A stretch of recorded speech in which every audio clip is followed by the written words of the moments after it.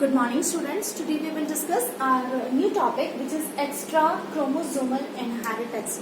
Okay, extra means अलग से, है ना. Chromosomal inheritance. देखिए क्रोमोसोमल इनहेरिटेंस जो होता है वो जनरली हमारे यहाँ किस तरह से होता है, एक नॉर्मल सेल के अंदर किस तरह से होता है. अगर आपको ध्यान हो तो ये एक यूकैरियोटिक सेल है. यूकैरियोटिक सेल के अंदर क्या होता है, ट्रू न्यूक्लियस जो है वो पाया जाता है.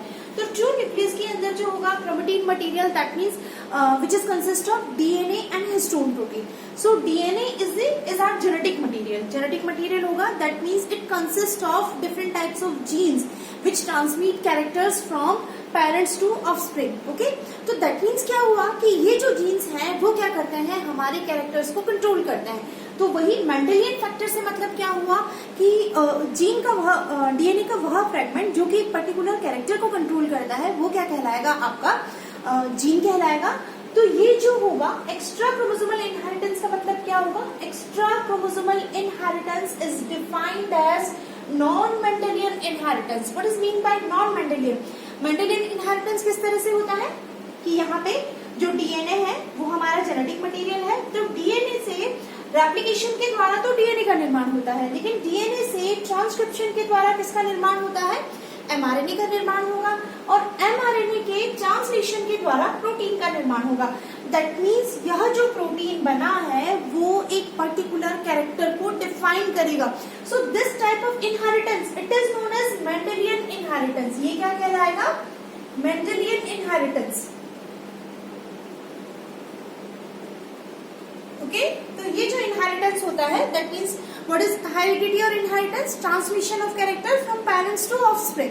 तो ये जो इनहेरिटेंस है मतलब डीएनए से, जो डीएनए कहाँ प्रेजेंट है, हमारा न्यूक्लियस के अंदर उपस्थित है. तो डीएनए से रेप्लिकेशन के द्वारा तो फर्दर डीएनए का निर्माण हो रहा है और डीएनए के ट्रांसक्रिप्शन के द्वारा एमआरएनए का निर्माण होगा और एमआरएनए के ट्रांसलेशन के द्वारा प्रोटीन का निर्माण होगा. तो ये जो इनहेरिटेंस होगा from DNA present in nucleus to the cytoplasm, this type of inheritance it is known as Mendelian inheritance. But what is extra chromosomal inheritance? Extra chromosomal inheritance means non-Mendelian inheritance. है ना, हमने यहाँ पे non word use किया है. What it means by non-Mendelian inheritance? देखिए जो हमारी जो सेल होती है, यूकैरियोटिक सेल जो होती है, अगर आपको ध्यान हो तो यूकैरियोटिक सेल में क्या होंगे, बहुत सारे सेल ऑर्गेनेल्स प्रेजेंट होते हैं. That means we are having mitochondria as well as Golgi body as well as ribosomes, उसके अलावा एंडोप्लाज्मिक रेटिकुलम, है ना. तो ये जो अलग अलग टाइप के सेल ऑर्गेनेल्स हैं उसमें हमारी अगर मैं एनिमल सेल की बात करूं तो we have a specific cell organelles which is known as mitochondria and it is present in our cytoplasm, है ना. साइटोप्लाज्म ऑफ सेल के अंदर जो है ये प्रेजेंट होता है. तो माइटोकॉन्ड्रियल की एक स्पेसिफिसिटी होती है, एक स्पेशल फीचर होता है कि इसके पास अपना खुद का डीएनए होता है which is double stranded circular DNA, है ना. माइटोकॉन्ड्रिया जो है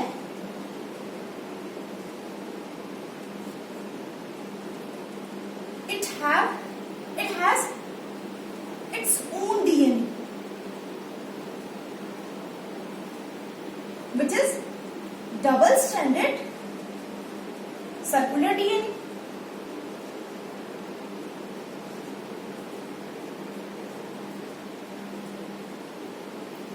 ओके, तो इसके पास जो माइटोकॉन्ड्रिया है इसके पास अपना खुद का डबल स्ट्रैंडेड सर्कुलर डीएनए होता है. और ये जो डबल स्ट्रैंडेड सर्कुलर डीएनए है that means it should contain genes, यानी इसके पास जीन्स हैं जो कि ट्रांसक्रिप्शन और ट्रांसलेशन के द्वारा पर्टिकुलर टाइप ऑफ प्रोटीन बनाएंगे. तो ये जो जीन है वो कहाँ प्रेजेंट है, माइटोकॉन्ड्रिया के अंदर प्रेजेंट है. और माइटोकॉन्ड्रिया कहाँ प्रेजेंट है, आउटसाइड द न्यूक्लियस, न्यूक्लियस के बाहर की तरफ प्रेजेंट है. दैट मीन्स ऐसे लक्षण जो कि साइटोप्लाज्म के अंदर उपस्थित जेनेटिक मटेरियल के द्वारा कंट्रोल होते हैं वो क्या कहलाते हैं, एक्स्ट्रा क्रोमोसोमल इनहेरिटेंस और कैरेक्टर. डेफिनेशन हम लोग समझते हैं इसकी वापस से. तो एक्स्ट्रा क्रोमोसोमल इनहेरिटेंस का मतलब अदर देन दी क्रोमोसोम, है ना, यानी ऐसे कैरेक्टर्स जिनके जीन जो है वो क्रोमोसोम के ऊपर उपस्थित नहीं है. वो कहाँ उपस्थित है, साइटोप्लाज्म के अंदर उपस्थित specific type of cell organelles के पास उनका जो जेनेटिक मटेरियल है उनके अंदर उपस्थित है. तो इस तरह की इनहेरिटेंस जो होगी वो क्या कहलाएगी, extra chromosomal inheritance. Okay,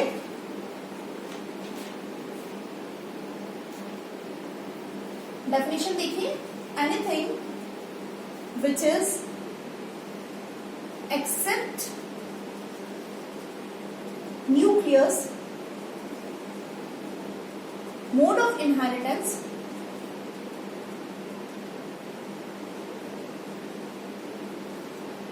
is called extra chromosomal inheritance.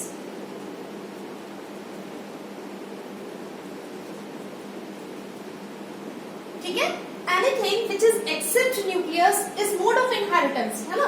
Nucleus के अलावा ऐसे लक्षण या ऐसे कैरेक्टर जिनका इनहेरिटेंस कहां से होता है, other than the nucleus, nucleus के बाहर कहीं से अलग से होता है, तो वो क्या कहलाएगा, extra chromosomal inheritance.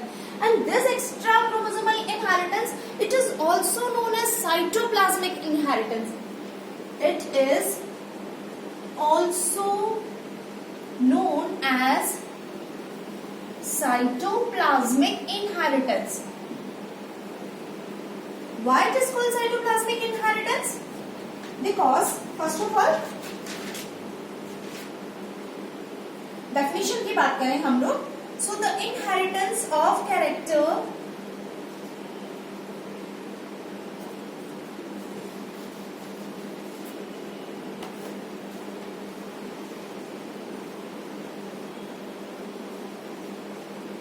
controlled by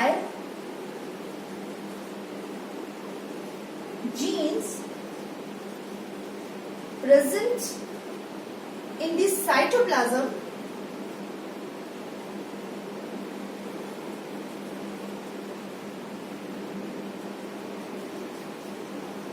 rather than by genes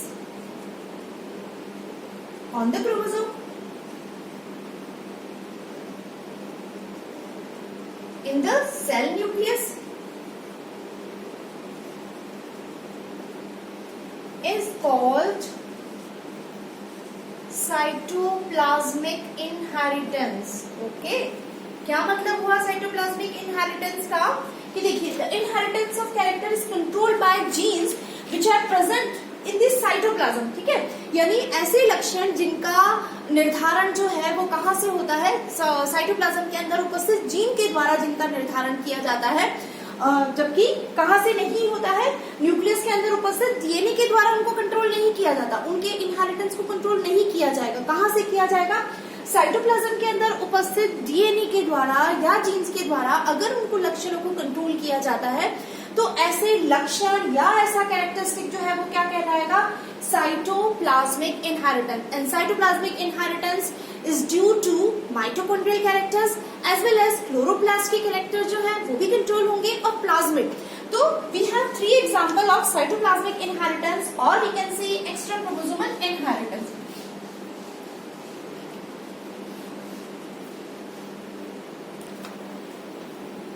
So example of cytoplasmic inheritance or extrachromosomal inheritance is mitochondria, chloroplast and plasmid. ठीक है, इन तीनों के द्वारा माइटोकॉन्ड्रिया भी सेल के साइटोप्लाज्म में उपस्थित होता है, क्लोरोप्लास्ट जो है वो प्लांट जो सेल है उसके साइटोप्लाज्म में उपस्थित होगा, प्लाज्मिड जो है उसके पास भी अपना सेल्फ डीएनए प्रेजेंट होता है, सेल्फ का जेनेटिक मटेरियल होता है. तो ये जो तीनों सेल ऑर्गेनेलिज हैं इनके द्वारा साइटोप्लाज्मिक इनहेरिटेंस को शो किया जाता है. क्यों किया जाता है, बिकॉज इनके पास खुद का अपना डीएनए होता है, तो ये कुछ लक्षणों का निर्धारण अपने खुद के डीएनए के द्वारा कर सकते हैं.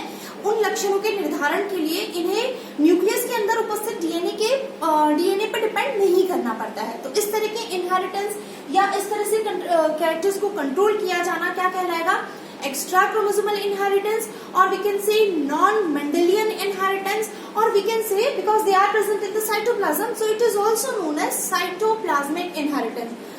सो आपको इस वर्ड का मतलब समझ में आ गया होगा कि what is cytoplasmic inheritance, what is extra chromosomal inheritance और what is non Mendelian inheritance. Okay, चलिए अब एक चीज और डिस्कस करते हैं. It is also known as maternal inheritance. What is mean by maternal inheritance? So characters controlled by mitochondria and chloroplast. तो mitochondrial inheritance जो है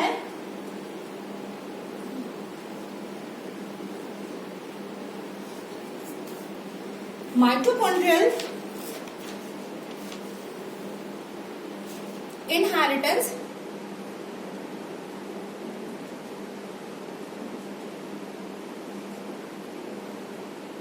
is also called maternal inheritance.